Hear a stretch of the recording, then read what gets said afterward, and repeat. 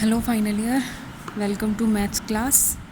अब हम करेंगे नेक्स्ट वाली थ्योरम, मोस्ट इम्पोर्टेंट थ्योरम है, an important comparison integrals theorem है, हमारी बार बार आई हुई है। कंपैरिजन इंटीग्रल फर्स्ट और सेकंड टू टाइप से क्या है, एमडीयू में 2-3 बार आई हुई है, सीडीएलयू में 2-3 बार आई हुई है, सेकंड वाली तो एमडीयू में 5 बार आई हुई है। तो मोस्ट इंपॉर्टेंट थ्योरम है, आप सब ध्यान से सुनो। इसने क्या कह रखा है कि the improper integral integration A to B D X by X minus A की power n is convergent if and only if n is less than 1। अगर n मेरा लेस देन 1 होगा तभी ये कन्वर्जेंट होगी, अदरवाइज़ वो डाइवर्जेंट होगी। ठीक है, ये है कन्वर्जेंट में क्या है। सबसे पहले तो ये देखो कि x माइनस ए लिया है, अगर नीचे वाली पावर है मतलब लोअर इंटीग्रल है x माइनस ए से छोटी a की पावर n, तो आयोटा नहीं हो इसके लिए हमें x माइनस ए और यहाँ पे b माइनस एक्स, ये चीज़ ध्यान रखना। ठीक है, तो कैसे प्रूफ करेंगे, सबसे पहले फर्स्ट पार्ट करते हैं हम। फर्स्ट पार्ट हमारे पास क्या है, तो the given integral a to b है, dx by X minus A की पावर n है।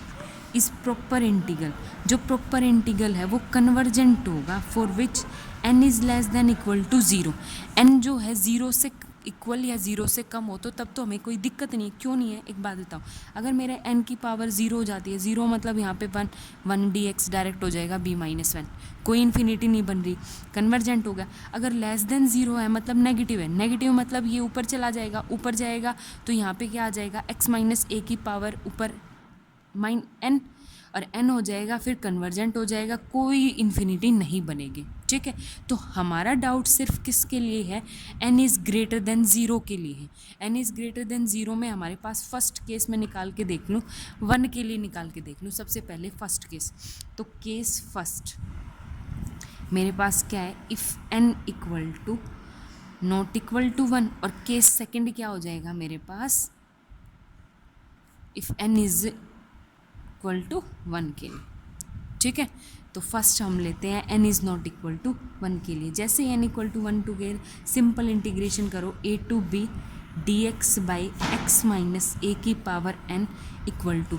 अब यहाँ पे मेरे पास डिसकंटिन्यूटी सिर्फ किस पॉइंट पे है, a पॉइंट पे है, तो यहाँ पे लगाएंगे हम limit epsilon tends to 0 positive integration a plus epsilon से b dx by X minus A की पावर n, और सेम एप्साइलन क्या हो जाएगा मेरा, b माइनस ए से छोटा और 0 से बड़ा।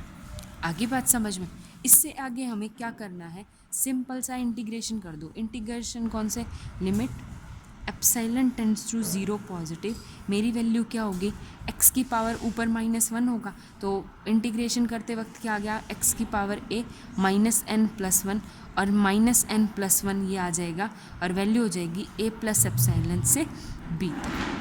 ठीक है, अब इसको सिंप्लीफाई कर दो। जैसे ही सिंप्लीफाई करोगे, limit epsilon tends to 0 positive, value क्या आ गई, 1 बाई 1 माइनस एक्स n, तो क्या आ जाएगा मेरे पास बाहर कांस्टेंट एज अ, और अंदर क्या पुट हो जाएगा, वैल्यू पुट हो जाएगी। अंदर वैल्यू क्या पुट होगी, सबसे पहले 1 अपॉन b पुट होगा, तो b माइनस ए, ये हो गया b माइनस ए, और वैल्यू हो जाएगी n माइनस 1। ठीक है, बीच में -1 अपॉन क्या आ जाएगा, a से a मेरा कट जाएगा, और एप्सिलॉन की वैल्यू क्या आ जाएगी, एप्सिलॉन n माइनस 1। हो गया क्लियर। अब आपके पास यहाँ से दो कंडीशन होगी, फर्स्ट कंडीशन, सेकंड। एक तो n इज़ लेस देन 1 और एक n इज़ ग्रेटर देन 1, क्योंकि हमारा n equal to not equal to 1 लेके चल रहे हैं। अब देखो, तुम्हारा n अगर लेस देन 1 होगा और n इज़ ग्रेटर देन 1, दो कंडीशन, अगर n 1 से बड़ा है, अगर n 1 से बड़ा है तो यहाँ पे क्या आ जाएगी, कोई ना कोई पॉजिटिव क्वांटिटी। पॉजिटिव क्वांटिटी होगी तो इसका मतलब 1/0, और 1/0 क्या शो करता है, इन्फिनिटी इन्फिनिटी इन्फिनिटी, कुछ करने की ज़रूरत नहीं, डायरेक्ट इन्फिनिटी। आगे बात समझ में, हो गया क्लियर। अब इससे आगे यहाँ पे देखो, अगर मेरा n लेस देन 1 है, अगर n लेस देन 1 है तो यहाँ से ये तो 1/n कुछ समथिंग रहेगा, हमारा हो जाएगा 1 माइनस n। अंदर देखो 1 बाई b माइनस ए की पावर n माइनस 1, यहाँ पे हम कुछ नहीं पुट कर सकते। अगर मेरा n लेस देन 1 है, मतलब छोटा है, तो यहाँ पे क्या आ जाएगा मेरा n-1, कोई ना कोई नेगेटिव वैल्यू है, तो इसका मतलब ऊपर चला जाएगा तो एप्सिलॉन में कुछ आएगा, तो फिर क्या आ जाएगा, ज़ीरो। बस ये आगे बात समझ में।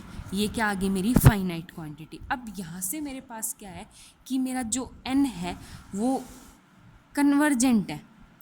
कब, ज़ीरो से तो यहाँ तक कन्वर्जेंट शो कर चुकी हूँ मैं। एक नंबर लाइन दिखाती हूँ, देखो तुम, नंबर लाइन जहाँ पे 0, 1 और 1 से बड़े, मतलब यहाँ के लिए तो कन्वर्जेंट मैं प्रूव कर चुकी हूँ। यहाँ पे ऊपर, यहाँ से 0 से 1 के बीच में कन्वर्जेंट यहाँ पे हो गया, 1 से बड़ा मेरे पास डाइवर्जेंट। अब सिर्फ किस पॉइंट पे रह गया मेरा 1, सिर्फ 1 पॉइंट पे चेक करना है। तो 1 पॉइंट पे चेक करने के लिए क्या करेंगे हम, सिंपल सा वही मेथड क्या अप्लाई करेंगे। मेरे पास क्या है, n=1 के लिए n=1 हो जाएगा, तो सेकंड केस आ जाएगा n=1, केस सेकंड, ठीक है। केस सेकंड n=1, इंटीग्रेशन क्या था मेरा, a to b 1